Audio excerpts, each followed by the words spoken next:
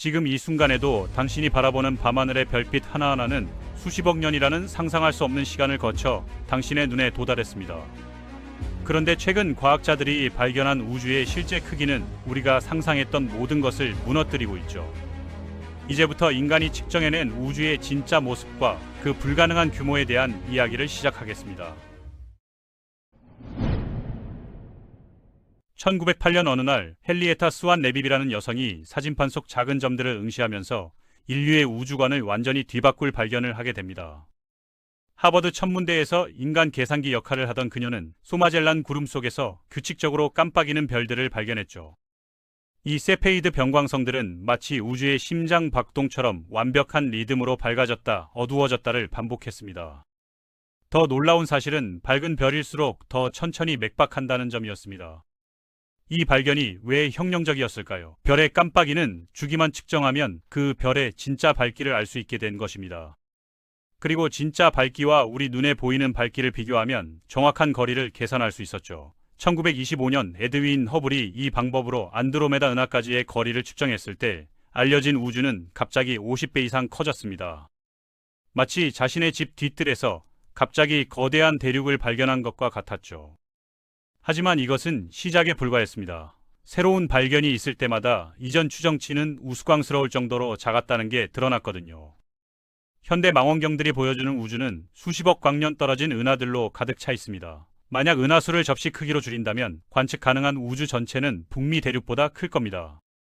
더 놀라운 건 우리가 볼 수 있는 모든 것이 실제 존재하는 것의 4%도 안 된다는 사실입니다. 우리가 거의 이해하지 못하는 암흑 물질과 암흑 에너지가 우주의 96%를 차지하고 있죠. 우리는 마치 모래알 위에 앉아서 지구 전체의 지도를 그리려는 개미 같은 존재입니다. 2024년 가장 정밀한 측정 결과에 따르면 우리가 생각했던 것보다 우주가 약간 작을 수도 있다는 게 밝혀졌습니다. 하지만 동시에 실제 우주 전체는 우리가 감지할 수 있는 부분보다 수백 배 더 클 가능성이 높다는 것도 확인되었죠. 생각해보세요. 매일 밤 침실 천장을 올려다보면 당신은 역사상 가장 위대한 학자들이 우주 전체라고 믿었던 것보다 더 큰 빈 공간을 바라보고 있는 겁니다. 고대 그리스 천문학자들은 우주 전체가 지구를 중심으로 한 수정 구체들로 이루어져 있고 모든 별이 우리 머리 위 몇천 마일 위에 있다고 생각했거든요.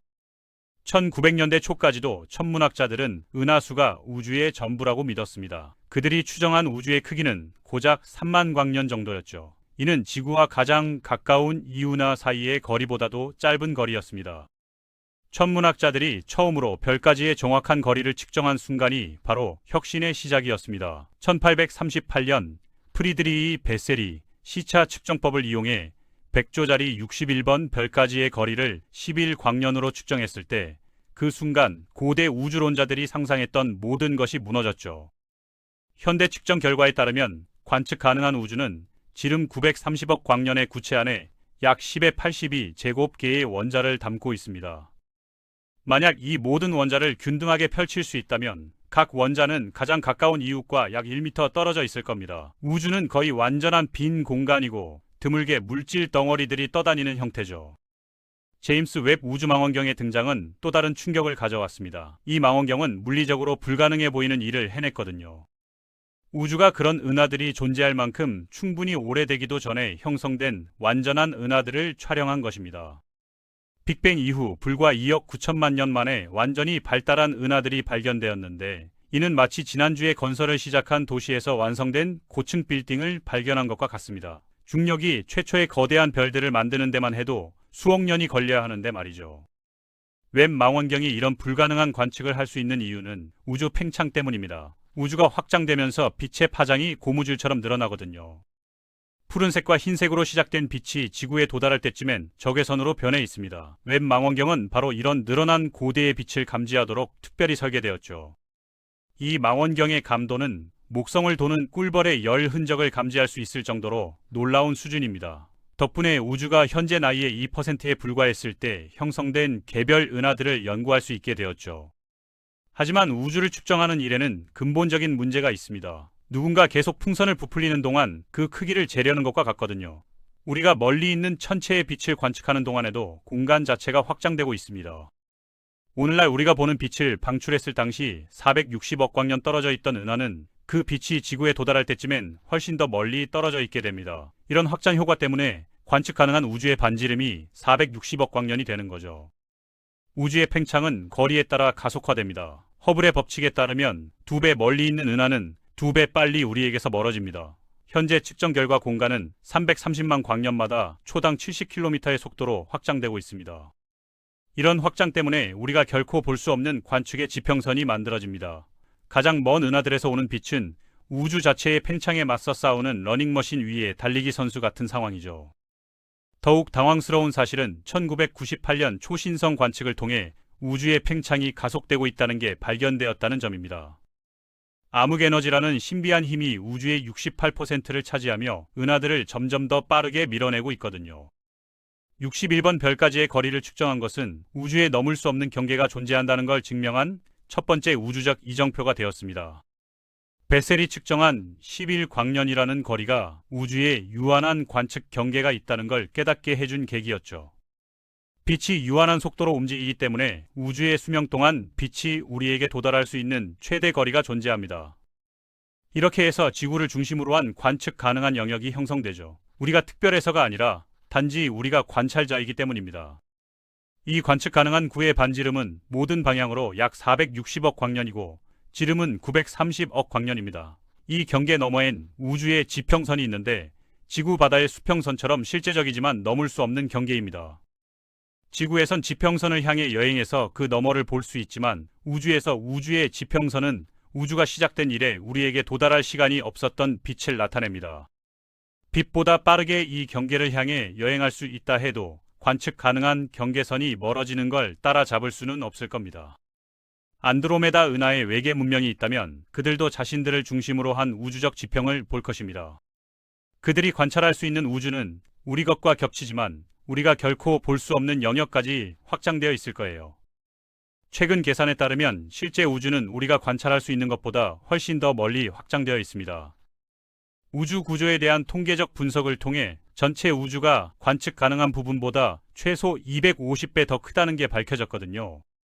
우주 마이크로파 배경 복사는 우리가 전자기파로 관찰할 수 있는 것의 한계를 나타냅니다. 이 고대의 빛은 빅뱅 이후 약 38만 년 후 우주가 처음으로 빛에 투명해진 순간부터 나온 것이죠.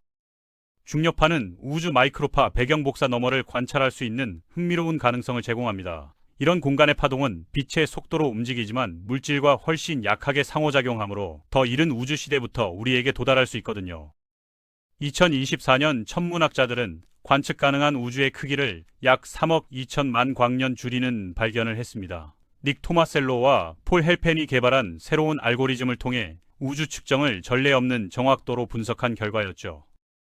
그들의 계산에 따르면 관측 가능한 우주의 반지름은 453억 4천만 광으로 이전에 인정되던 456억 6천만 광년보다 작습니다. 3억 2천 광년의 차이는 수백만 개의 은하수 크기 영역이 사라지는 것과 같은 부피 감소를 나타내죠. 이런 수정은 빅뱅 이후 우주가 얼마나 빨리 확장되었는지에 대한 더 정확한 측정에서 비롯되었습니다. 이전 계산들은 우주의 팽창이 꾸준한 속도로 진행된다고 가정했지만 실제로는 초기 급격한 인플레이션 이후 팽창이 느려졌다가 최근 암흑에너지로 인해 다시 가속되었거든요. 우주 마이크로파 배경 복사는 이런 수정된 측정의 핵심 증거를 제공합니다. 이 고대 빛은 우주를 자유롭게 이동할 수 있는 최초의 전자기 복사를 나타내며 우주의 나이가 불과 38만 년일 때 방출되었죠. 플랑크 임무 같은 첨단 위성들이 이런 복사의 미세한 온도 변화를 놀라운 정밀도로 지도화하여 우주의 확장 역사에 대한 정보를 담은 패턴들을 밝혀냈습니다. 슬론 장성은 우주에서 발견된 가장 큰 단일 구조물로 14억 광년에 걸쳐 있습니다. 이 우주적 거대 구조는 모든 인간 건설 프로젝트를 원자 배열처럼 보이게 만들죠. 암흑물질과 가스 필라멘트로 연결된 은하들이 관측 가능한 우주 지름의 약 1%에 달하는 벽을 형성하고 있습니다. 만약 관측 가능한 우주를 지구 크기로 줄일 수 있다면 슬론 장성은 뉴욕에서 로스앤젤레스까지 뻗어 있을 겁니다. 이 구조에는 약 1만 개의 거대한 은하가 포함되어 있고 각각은 우리 은하수와 비슷한 크기죠. 더 놀라운 것은 헤라클레스 코로나 보레알리스 장성으로 100억 광년이 넘는 길이를 자랑합니다. 빛이 한쪽 끝에서 다른 쪽 끝까지 도달하는데 100억 년이 걸리는 거죠. 크리스토퍼 콘셀리스가 이끈 연구팀은 천문학자들이 관측 가능한 우주의 은하수를 10분의 1로 과소평가했다는 사실을 발견했습니다. 실제로는 2천억 개가 아니라 2조 개가 넘는 은하가 존재한다는 거죠. 이번 발견은 허블 우주망원경의 깊은 우주 이미지와 직접 관찰하기엔 너무 희미한 은하들을 감지할 수 있는 정교한 3차원 모델링 기술을 결합해서 이뤄졌습니다. 콘셀리스 팀이 이 이미지들을 우주 역사 전반에 걸친 은하 분포를 보여주는 3차원 지도로 변환했을 때 관측 가능한 우주에 있는 은하의 90% 이상이 현재 망원경으로는 보이지 않는다는 걸 깨달았거든요. 이런 우주 인구조사 계정은 관측 가능한 우주가 우리 은하의 별보다 최소 10배 더 많은 은하를 포함한다는 걸 의미합니다. 멈추지 않고 1초에 은하 하나씩 샌다면 모든 은하를 세는데 6만 3천 년 이상 걸릴 거예요. 과소평가된 이유는 멀리 있는 은하가 가까운 은하보다 훨씬 희미하게 보이고 초기 우주에 존재했던 많은 작은 은하들이 나중에 합쳐져 더 큰 은하를 형성했기 때문입니다. 제임스 웹 우주망원경은 이전에 보이지 않던 은하들 중 일부를 감지하기 시작했고 콘셀리스의 통계적 분석을 통한 예측을 확인해주고 있습니다. 우주 거리를 측정하는 모든 방법은 고대 그리스 수학자들이 지구 크기를 계산하는 데 사용했던 것만큼 간단한 기하학적 원리에 의존하지만 현대 천문학자들이 수십억 광년 떨어진 은하들을 지도화할 만큼 정확합니다. 시차는 서로 다른 위치에서 볼 때 가까운 물체가 먼 배경에 비해 어떻게 위치가 바뀌어 보이는지 관찰해서 작동합니다. 팔을 쭉 뻗고 손가락을 왼쪽 눈으로 먼저, 그 다음 오른쪽 눈으로 보면 손가락이 배경 벽에 대해 앞뒤로 움직이는 것처럼 보이죠. 천문학자들은 태양 주위를 도는 지구의 궤도를 이용해 거대한 시차 기준선을 만듭니다. 지구 궤도 직경은 3억 200만 킬로미터로 근처 별들까지의 거리를 놀라울 정도로 정밀하게 측정할 수 있는 삼각형 기준선을 제공합니다. 유럽 우주기구의 가이아 임무는 10억 개가 넘는 별의 시차 거리를 측정했습니다. 이런 놀라운 정밀도로 우리 은하계 주변에 가장 자세한 3차원 지도가 만들어졌죠. 시차의 한계를 넘어서면 천문학자들은 표준 촛불, 즉 물리적 원리를 통해 고유 밝기가 알려진 천체들이나 근처 예시로 보정된 천체들에 의존해야 합니다. 백색 외성이 정확히 태양 질량의 1.4배에 해당하는 물질을 축적하고 500억 개의 태양의 힘으로 폭발할 때 그것은 인간이 고안한 어떤 측정 기준보다 더 신뢰할 수 있는 우주적 자를 만들어냅니다. 일령 초신성은 현대 우주에서 가장 강력한 폭발을 나타내며 수천억 개의 별이 들어있는 은하 전체보다 잠깐 더 밝게 빛납니다. 이런 별의 폭발은 찬드라세카르 한계라 알려진 임계 질량 한계에 도달할 때 발생하죠. 세페이드 병광성들은 심장이 뛰는 것처럼 팽창하고 수축하며 내부 압력파가 항성 대기를 통해 퍼져나가면서 표면이 수백만 킬로미터씩 안쪽과 바깥쪽으로 움직입니다. 델타 세페이는 우주 메트로놈의 기계적 정밀도로 맥박을 치며 수백만 년 동안 변함없이 유지되어 온 리듬에 따라 512시간 9분마다 밝아지고 어두워집니다. 우주 마이크로파 배경 복사는 우주의 초기 단계에서 나온 메시지를 전달하는데 이는 오늘날 우리가 측정하는 우주의 팽창 속도에 대한 모든 것과 모순되며 현대 우주론을 뒤집을 위기를 조성하고 있습니다. 이 고대 빛은 빅뱅 이후 약 38만 년 후 우주가 처음으로 전자기파에 투명해진 순간부터 나왔습니다. 그 원시 빛은 130억 년 이상 팽창하는 우주를 여행하며 초기 우주 상황에 대한 정보를 전달해왔죠.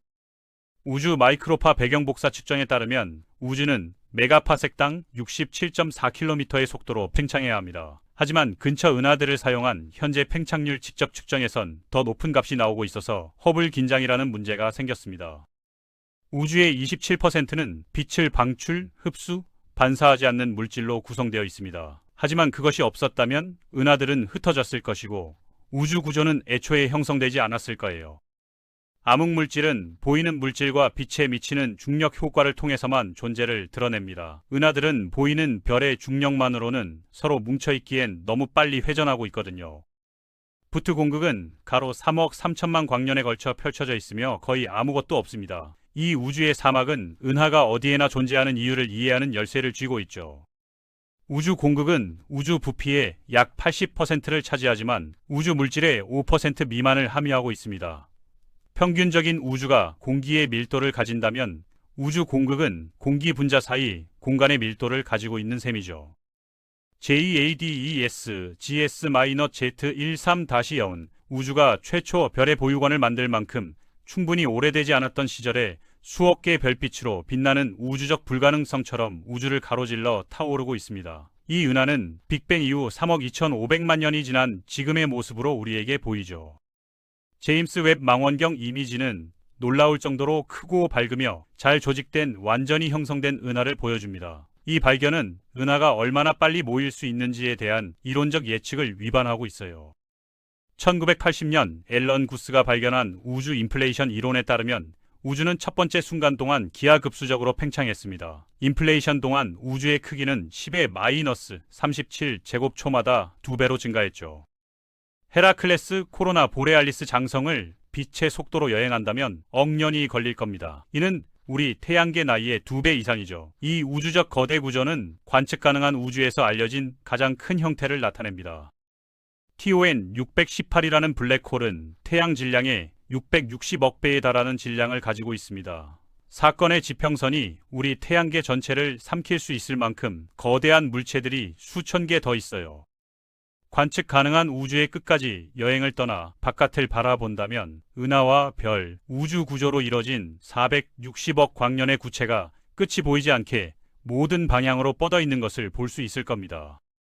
현재 관측으로는 공간이 우리 관측 지평을 넘어 무한히 확장되는지 아니면 상상할 수 없을 만큼 먼 경계에서 끝나는지 판단할 수 없습니다. 우주가 무한하다면 그 안에는 무한한 수의 은하와 별, 행성이 있을 테고 훨씬 더 큰 규모로 반복되는 패턴들로 배열되어 있을 거예요.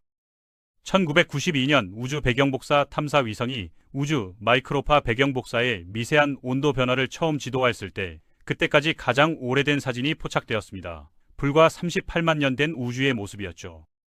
이런 온도 차이는 불과 수만 분의 몇 도에 불과하지만 최초 원자가 형성되기 전 고밀도 플라스마 공간을 가득 채운 음파의 흔적을 나타냅니다.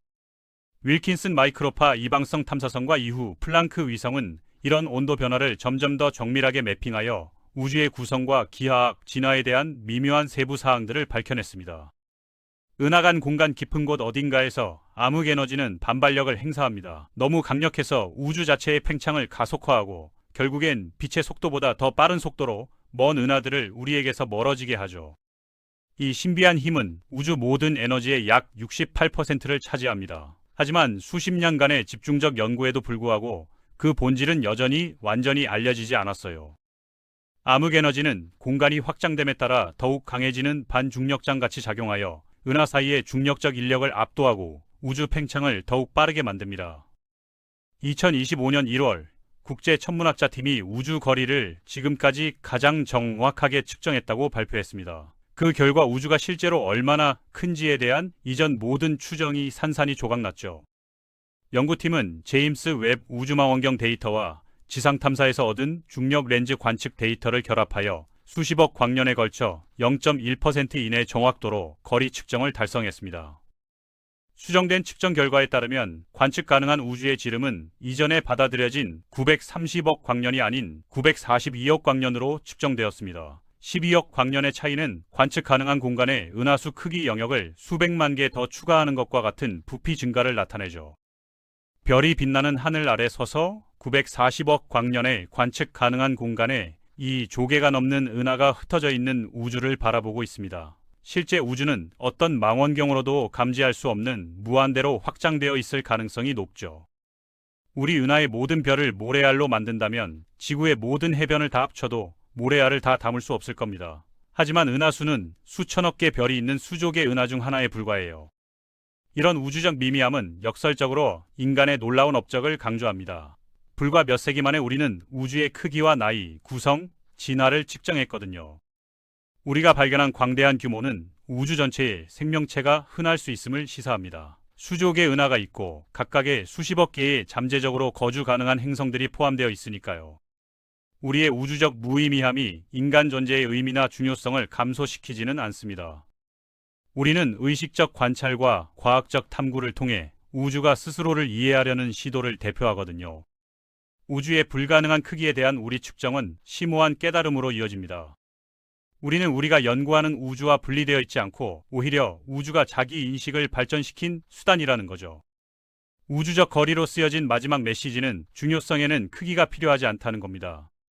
무한히 확장될 수 있는 우주에서 그 무한대를 측정할 수 있는 의식 있는 존재는 자연 과정이 만들어낸 가장 놀라운 구조를 나타내니까요.